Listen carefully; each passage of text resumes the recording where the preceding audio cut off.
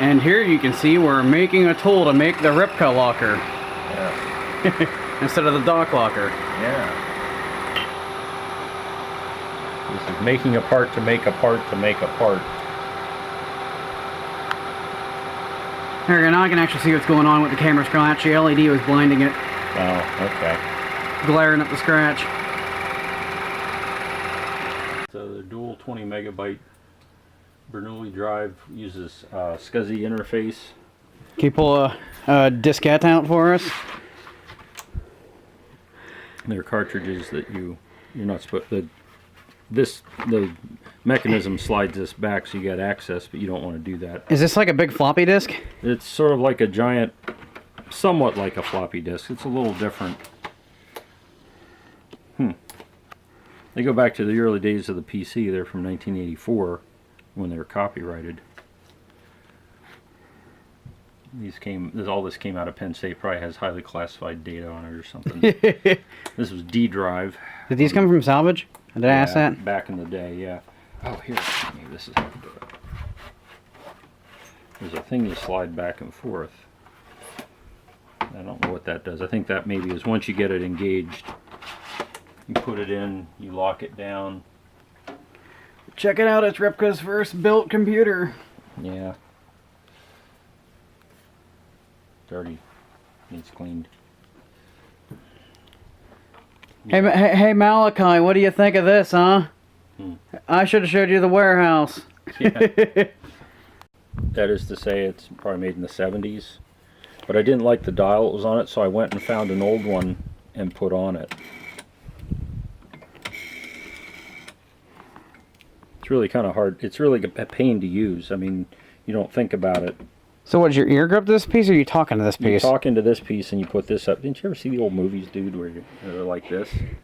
Talking on their telephone? Yeah. Not in a long time. Yeah, Jakey, we want a pizza. Yeah, with everything. Yeah, just like the Dalai Lama, one with everything. Yeah, these are the kind of rotary phones I'm used to. Yeah, well, even this one's out of the 30s. Oh yeah, that looks a bit older than what I'm used to seeing. Yeah, a metal dial. I like the sound of this dial better. Yeah.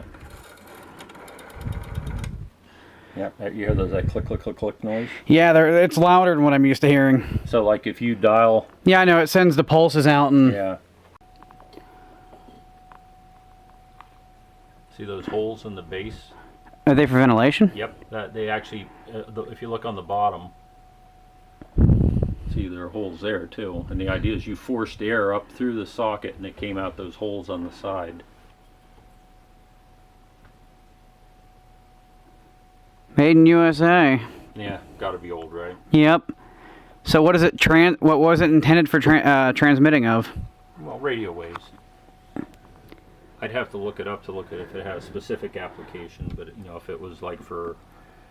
Whoa, that filament is just coiled around. Yeah, that's a replica of Edison's first light bulb. Huh. What's this guy? That's another old light bulb. Look at the base on it, though. Is it actually an old light bulb? Yeah. I'm so used to there just being really tiny coils going across post. Yeah, well. Wait, is that the filament the whole way to the base there? Yeah. Huh. So unlike in a modern light bulb where you have those support structures that come up and they actually just hold the thing up and then it's just the filament that lights up, and that thing, pretty much the whole thing lit up. So, does that mean it's a lot brighter over here, but it's emitting a dimmer light near the end? Because I mean, yeah, that's essentially what happens. Yeah. Huh. Because it's a little cooler, and then if I need it, I got auxiliary backup light on the top here. Is this thing homemade? Oh yeah.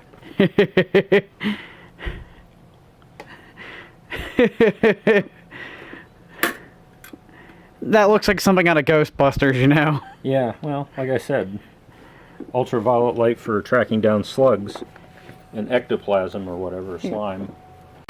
Wait, left brake and right brake? Right brake, left brake. So if I slam down on this brake, it'll lock this wheel up and that one will spin free. So, I mean, you can make it act somewhat like a limited slip differential if like you have one wheel spinning out. you put the brake on that wheel and it'll transfer. Oh, okay. I was going to ask, what's the point of doing that? And also, if you want to make a real sharp turn. So is one of these choke and one of these Well, throttle? This or is your throttle. This is for the hydraulics. This is your choke.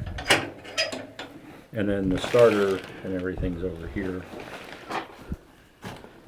So the hydraulics raises, and that's your shifter. You got That feels really good. 3-speed plus reverse. I wish my 2300 had clicked in the gears like that. Yeah. Yep. What's it got for a motor? 4-cylinder flathead engine. It's about 60 cubic inches. And get this, how many horsepower do you think it is? 4-cylinder engine, 60 cubic inches. I don't know not much about cubic inches, but I guess 90? Try 14. 14? Yes. I guess it's just all torque then? Yeah, I hate to tell you this, but in a pull between your one of your 18 horsepower twins and this, I'd win. Just because of the torque.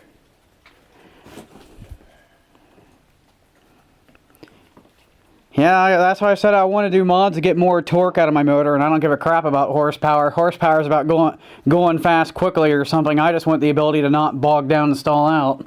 Right, right. That is weird how the steering wheel support comes out like that.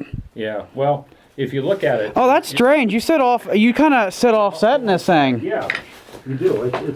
They called it Cultivision. And the idea was that when you're using a they did it with a lot of different international tractors, not a lot, but a few. But the idea was that if you're using back before they had Roundup and they just nuked everything, you would, you'd plant a crop and it'd start coming up and all the weeds would start coming up. Well, you'd mount on your tractor right under the front there something called cultivators, and all they are, they're just like hooked tines that go down between the rows of your crop and they tear up the weeds. So the idea was, if you're sitting in the center, you're always leaning over to one side to see where your cultivators are.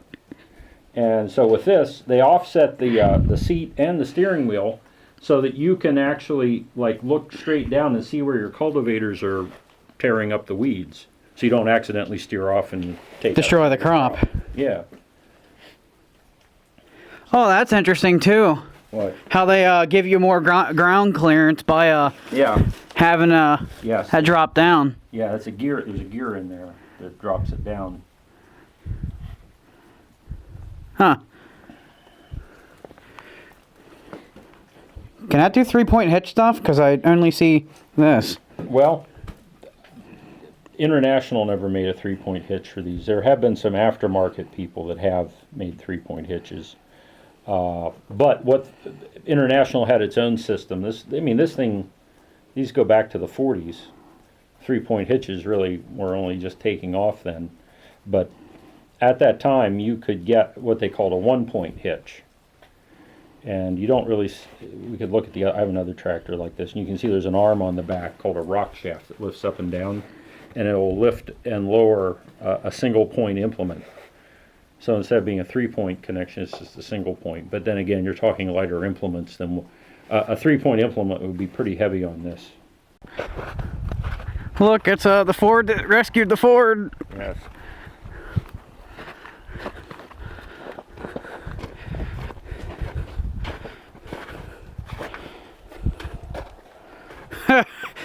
Well, ain't this fancy? Yeah, well, I'll tell you what. They got heat in it. Yes. Let's just say, without heat, it's no fun plowing. What is this thing? This is called a bombardier. This is what that filter's for, that fuel filter. I guess this is your real plow machine. Yeah. It's literally a tank. Well, yeah.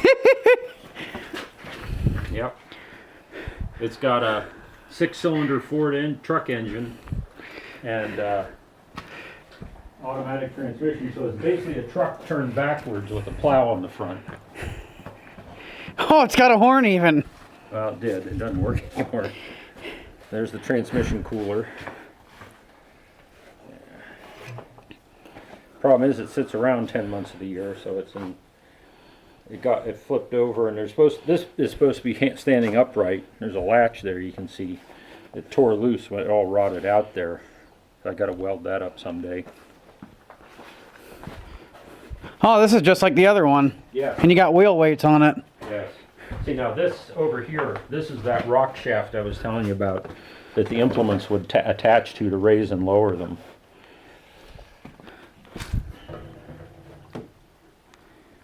So how do you control that? Well, again, with that hydraulic control lever, right? Remember there's two of them there. It's the, Right here? yes. Can't really, yeah. Hi, I see your nice little broken window there. Yeah. Wait, where'd you say you was going to go to try to get glass put in? The center auto glass? I thought it was up there by, Can I say there's a place called Center Glass, and my Uncle Tom works there. yeah, that's on the other side of State College, right? Yeah, I think, yeah. That would be the It's really close to downtown. Yeah. That would be the other place I would check. I actually, Wait. on this thing, actually this piece of glass was from there because I broke out the old one. What is this thing? Remember that? I don't. That sat at school for years. Man, my memory isn't that good. It just sat there. It did nothing useful. It just sat there for years. It's basically a robotic golf cart. It was supposed to follow you around as you went around the golf course. And when we moved, I had to get it out of there. And this is a generator, a PTO generator for driving off a tractor. So I could hook this up to the tractor and, power some circuits in the house if the lights go out. That'd be something pretty useful to have. Oh, yeah. Hey, is this how you guys keep your wheel horse? Wait, what? Why are the front wheels so small? 'Cause that's what it came with. 3 bolts? Yep. What? This thing looks like a little toy. It's missing a lot. Well, it's missing the engine. I've got the hood. It was a 6 horsepower Tecumseh engine is what they originally had. And 3-speed gearbox with reverse. And yeah. Had a little mower deck that went under it originally. Oh, that thing is cute. It is something. Yeah, be careful there. I don't know how that broke. That wasn't me. And I'm sure you just slammed this down on here aggressively. No, it happened on its own. Just one day I came out here and suddenly the whole window was shattered. I don't know if You know, heat differential or... I don't know what kind of clearance you have, but I have a horizontal shaft 12 horsepower Briggs I'm not using. I've got an engine I could put in if I wanted to, but I just don't have time to mess with it. I wish I showed you guys a more complete video on the making of this. If this is successful, then I guess at some point I might have Ripka make another one, or at least ask him to, and I could record it like a tutorial in case you have the absurd equipment to do it.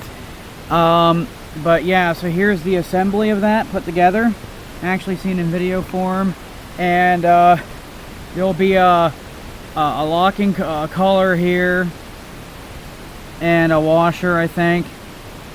Yeah, locking collar and a washer, then a stack of washers over here, unless a locking collar will fit here too. Nope. Yeah, so a stack of washers here, and then that'll prevent this from being able to rock back and forth. And if somehow one of these keys failed to hold in place, it would still keep that from popping out. These key stocks are